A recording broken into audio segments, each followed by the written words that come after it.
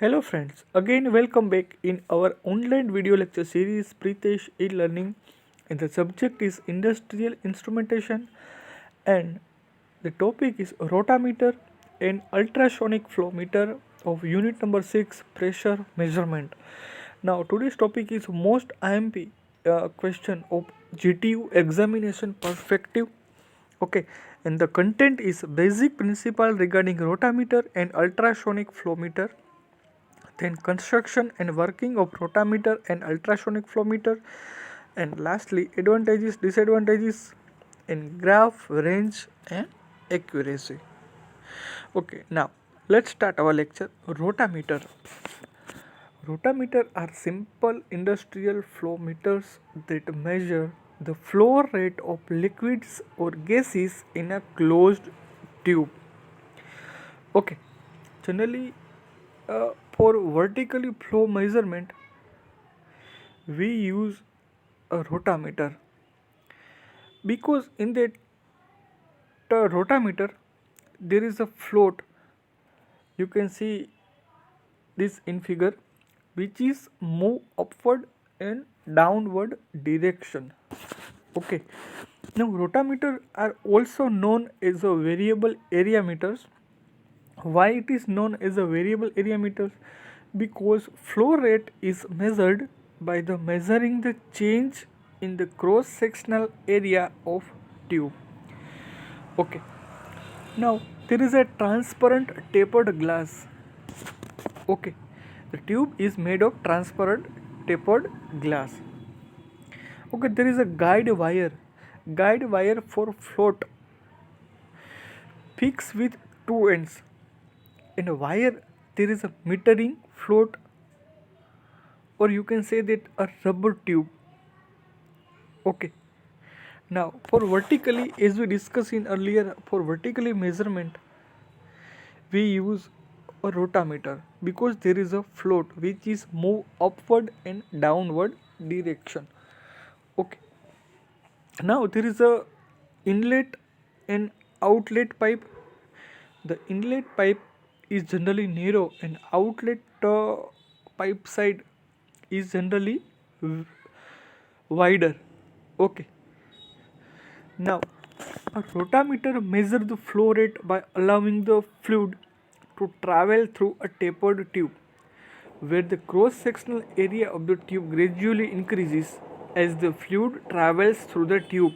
Okay, means એનો જે outlet part જે છે એ જનરલી વાઇડર છે કમ્પેર ટુ ઇનલેટ, કે જ્યારે ફ્લુઇડ અથવા તો ગેસીસ ઉપર જશે ત્યારે એ ઇઝીલી ટ્રાવેલ કરી શકે એટલા માટે એનો ઉપરનો ભાગ જે છે એ જનરલી વાઇડ રાખેલો છે. તો flow rate inside the rotameter is measured using the float that is lifted by the fluid based on the buoyancy and velocity of the fluid opposing gravity pulling the float down. Okay, કે જ્યારે તમે એની અંદર fluid અથવા gases enter કરશો ત્યારે float જે છે એ upward ડિરેક્શનની અંદર એ મૂવ કરશે, અપવર્ડ ડિરેક્શનની અંદર મૂવ કરશે. ત્યારે જે ફ્લુઇડ અથવા ગેસીસ જે આપણે એન્ટર કરશું અને ધીરે ધીરે આગળ જતાં એ આઉટલેટની અંદર એની જે પાઇપ જે છે એ જનરલી એ વાઇડ થઈ જશે, એટલા માટે એ ફ્લુઇડ અથવા ગેસીસ ઇઝીલી નીકળી શકશે. અને ફ્લોટ જે અપ ડાઉન થાય છે, બરાબર છે, ત્યાં આપણે એક જનરલી સ્કેલ રાખેલો છે. હવે એ ફ્લોટ ઉપરથી એ સ્કેલ કેટલા અથવા તો શું રીડિંગ બતાવે છે એ આપણે મેઝર કરી લેશું, કે જે આપણું એ ફ્લુઇડ અથવા ગેસીસનું એ પ્રેશર બતાવશે. Okay, now the flow rate inside the rotameter is measured using float that is lifted by the fluid based on the buoyancy and velocity of the fluid opposing gravity pulling the float down. જે મેં વાત કરી એ પ્રમાણે એ જ્યારે float up down થશે, બરાબર, એની અંદર guide wire રાખેલો છે. ગાઈડ વાયર ઉપર એ ફ્લોટ જે છે એ અપ ડાઉન કરશે અને એ જે સ્કેલ સુધી રીડિંગ ઉપર ચડશે એ આપણે મેઝર કરી લેશું, બરાબર. Sometimes it known as a gravity flow meter. Why it is gravity flow meter? Because they are based on the opposition between the downward force of gravity and the upward force of the following fluid. So that's why it's called as a gravity meter. Okay. Now, when the flow of fluid is constant, the float stays in one position that can be related to the volumetric flow rate. કે જ્યારે કોઈ પણ flow નહીં હોય બરાબર છે એની અંદર કોઈ પણ ફ્લુઇડ અથવા તો ગેસીસ નહીં હોય ત્યારે એ સ્ટેબલ કન્ડિશનની અંદર રહેશે કે જ્યારે એની અંદર ફ્લો નહીં હોય ત્યારે જનરલી બોટમ પાર્ટમાં રહેશે, જ્યારે ફ્લો હશે એની અંદર એ જનરલી અપવર્ડ ડિરેક્શનની અંદર રહેશે. ઓકે, ના જે ફ્લોટ જે છે એ ગાઈડ વાયરની ઉપર અપ ડાઉન કરશે.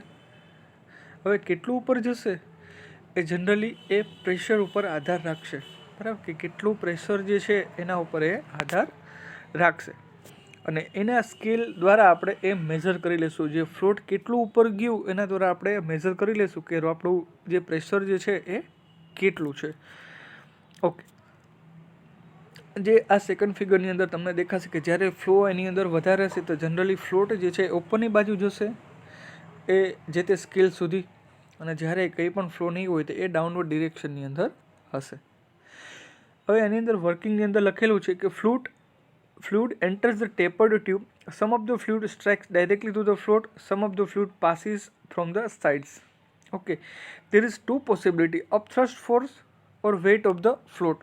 એ મેં જે તમને કીધું એમ કે why it is a gravity flow meter, because they are based on the opposition between the downward force of gravity and the upward force of the following fluid. Okay, now wide range of ability around 5 GM1 to 12 GM1, high repeatability 0.5 to 1 and low accuracy between 2 to 3%. Okay, generally it is measured for vertically flow measurement because there is a guide. Okay, there is a guide wire and there is a float. Okay, float જે છે એ vertical પોઝિશનમાં હશે ને guide wire ઉપર એ up down move કરશે. એટલા માટે generally vertically flow measurement માટે આપણે રોટામીટર જે છે એનો આપણે ઉપયોગ કરીએ છીએ. કે આ ફિગરની અંદર તમને એક્ઝેક્ટ દેખાશે કે જે સ્કેલ સુધી આપણો ફ્લોટ જશે એને આપણે મેઝર કરી લેશું, બરાબર છે. પ્લસ મીટરિંગ ટ્યુબ જે છે એ જનરલી ગ્લાસ મટીરિયલની બનેલી હોય છે, બરાબર છે. The flow rate is measured directly from the calibrated scale, કે જે આ ફિગરની અંદર બતાવેલું છે. The reading is noted generally from ending point of the cap of the float.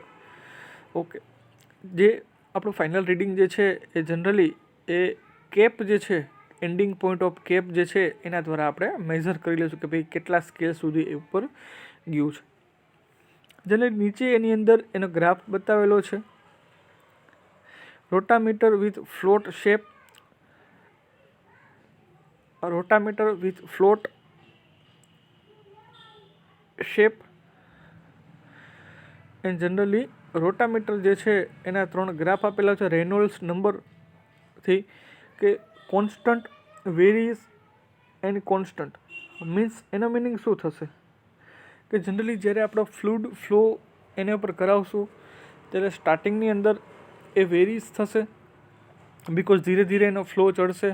But એક ટાઈમ એવો આવશે કે જ્યારે એનો ફ્લો જે છે એ કોન્સ્ટન્ટ થઈ જશે અથવા તો એની અંદર કોઈ પણ પ્રકારનો ફ્લો નહીં હોય ત્યારે એ કોન્સ્ટન્ટ હશે. Okay, now next topic is ultrasonic flow meter, which is most IMP question. The ultrasonic flow meter is generally measurement for flow measurement. Okay, generally ultrasonic flow meter is used for big pipeline. કે big pipeline હોય છે એની અંદર આપણે 2 ટ્રાન્સડ્યુસરની મદદથી આપણે flow measurement generally કરતા હોય છે. હવે જ્યારે સ્મોલ પાઇપની અંદર આપણે turbine flow meter, electromagnetic flow meter એવા ઘણા બધા આપણી પાસે ફ્લો મેઝરમેન્ટના ઇન્સ્ટ્રુમેન્ટ જે છે જે આપણે યુઝ કરતા હોય છે. હવે જે ફિગરની અંદર દેખાય છે કે પાઇપલાઇનની અંદર અલ્ટ્રાસોનિક ટ્રાન્સડ્યુસર જે છે એનો અરેન્જમેન્ટ કરેલું હોય છે. જનરલી અલ્ટ્રાસોનિક ટ્રાન્સડ્યુસર બે પ્રકાર હોય છે, એક એ અને એક બી. એક ઉપરના ભાગે, એક નીચેના ભાગે રાખેલું હોય છે. હવે એ બંનેને આપણે ઇન્ક્લાઇન્ડ એંગલ અથવા તો 45 to 30 ડિગ્રીએ સેટ કરવાના છે, એ એન્ડ બીને. હવે બંને ટ્રાન્સડ્યુસર જે છે એ ટ્રાન્સમીટર અને રિસીવરનું કામ કરશે. સેન્સર એ આપણે એને અધર વર્ડ્સની અંદર સેન્સર એ અને સેન્સર બી પણ કહી શકશું. એ જે ટ્રાન્સડ્યુસર જે છે એ બંને જે અલ્ટ્રાસોનિક જે છે પ્રોડ્યુસ કરશે અને એ રિસીવ પણ કરશે. સપોઝ કે જનરલી સેન્સર એથી બી જવા માટેનો ટાઈમ જે છે એ જનરલી TAB છે, કે જ્યારે કોઈ પણ પ્રકારનો ફ્લો નથી ત્યારે ટાઈમ ડિફરન્સ જે છે એ 0 છે. બરાબર છે. હવે જનરલી આપણે માની લઈએ કે કોઈ ફ્લો જે છે એ પાઇપમાંથી જાય છે.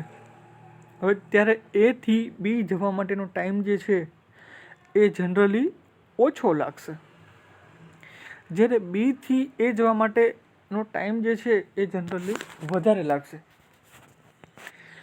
હવે એના માટે આપણે ઇન્ક્લાઇન્ડ વેલ્યુ જે છે એ આપણે સમજવી પડશે કે જનરલી એ ઉપરથી અલ્ટ્રાસોનિક રેસ જે છે એ બી સુધી પહોંચવામાં ઓછો સમય લે છે, જ્યારે બીથી એ સુધી જવા માટે, કારણ કે એની ડિરેક્શન જે છે ફ્લોની ડિરેક્શન એ ઓપોઝિટ થઈ ગઈ છે.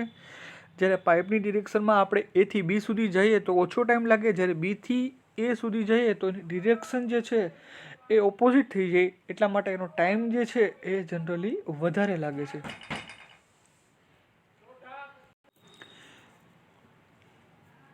એટલે કે સપોઝ કોઈ બોટ છે એ રિવરની ડિરેક્શનમાં મૂવ કરશે, બરાબર છે, જ્યારે એનો ટાઈમ જનરલી ઓછો લાગશે.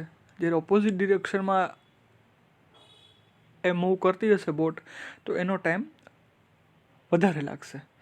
ઓકે, નાઉ આની અંદર ટ્રાન્ઝિન્ટ ટાઈમ ડિફરન્સ જે છે એના આધારે આપણે એની અંદર પ્રેશર જે છે એ કેટલું છે એ આપણે નક્કી કરી શકશું. હવે સપોઝ TBA મીન્સ બીથી એ સુધી જવા માટે સમય લાગતો જે છે એ ગ્રેટર ધેન TAB છે, બરાબર, કારણ કે એની ડિરેક્શન જે છે એ જનરલી ઓપોઝિટ છે, કે જનરલી ટાઈમ ડિફરન્સ જે છે એ proportional to the flow of velocity, કે જેટલી વધારે વેલોસિટી એટલો ટાઈમ વધારે લાગશે અને જેટલી ઓછી વેલોસિટી એટલો ટાઈમ જે છે એ વધારે લાગશે. સપોઝ કે એની અંદર કોઈ પણ પ્રકારનો ફ્લો ન થતો હોય તો generally TAB is equal to TBA means A time difference જે છે એ ઇક્વલ છે, કે જ્યારે એની અંદર કોઈ પણ પ્રકારની વેલોસિટી નથી. હવે પાઇપલાઇનની જે ફ્લોની વેલોસિટી જે છે એને આપણે મેઝર કરી લઈશું, કે એની ઉપર આપણે એક મેઝરિંગ ઇન્સ્ટ્રુમેન્ટ લગાડી દઈશું અને એ જનરલી આપણને કેટલો ફ્લો જે છે એ આપણને બતાવશે. ઓકે, નાઉ આની અંદર વર્કિંગ પ્રિન્સિપલની અંદર the working principle of ultrasonic flowmeter it is use sound waves to resolve the velocity of liquid within a pipe. There are two conditions in pipe like no flow and flowing. જે મેં કીધું એમ કે TAB is equal to TBA, કે જ્યારે એની અંદર કોઈ પણ પ્રકારનો ફ્લો ન થતો હોય. In the first condition, the frequency of ultrasonic wave are transmitted into a pipe and its indication from the fluid are similar. Okay. Now, what is the equation of ultrasonic flow meter? જે મેં આગળ વાત કરી એ પ્રમાણે કે ટ્રાન્ઝિન્ટ time ડિફરન્સના આધારે આપણે એની અંદર નક્કી કરી શકીએ.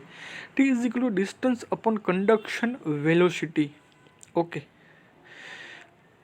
means T is equal to D upon C plus or minus U cos theta. T means transient time. D for distance between the transducer means A to B. C for sound velocity and U for blood flow velocity. Okay. means T is equal to distance d upon c plus or minus u cos theta, means conduction velocity. Now what is the advantages and disadvantages? Okay, there are several type of advantages and disadvantages, like no additional pressure drops on the pipes, suitable for corrosive and dirty fluids, portable models available, measure in both direction, signal linearity. Generally ultrasonic flowmeter જે છે એ જે આ પિક્ચરિયલ view જે છે એની અંદર જે લગાડેલું છે કે એની અંદર બે સેન્સર આપણે એ અને બી રાખશું. એથી બી સુધી જવા માટે જે ટ્રાન્ઝિટ ટાઈમ ડિફરન્સ છે એને કેટલો સમય લાગે છે અને એની સાથે આપણે મીટર કનેક્ટ કરી દઈશું અને આપણે મેઝર કરી લઈશું. Generally ultrasonic flow meter can be install out of the pipe, allowing on the site inspection at different location with the same instrument. કે એની અંદર ડિફરન્ટ લોકેશનની અંદર જે તમારા ફ્લો મેઝરમેન્ટ કરવો હોય તો જનરલી સેમ ઇન્સ્ટ્રુમેન્ટ લગાડીને તમે એ મેઝર કરી શકો છો. એના ડિસએડવાન્ટેજીસ છે high cost, weak signal for low flow rates, not suitable for two phase flows, and volumetric method fluid density required. Lastly, okay, આ હતા એના advantages disadvantages which is most IMP question. Please must read in our industrial instrumentation book. If there is any query then please contact me. Okay friends, thank you.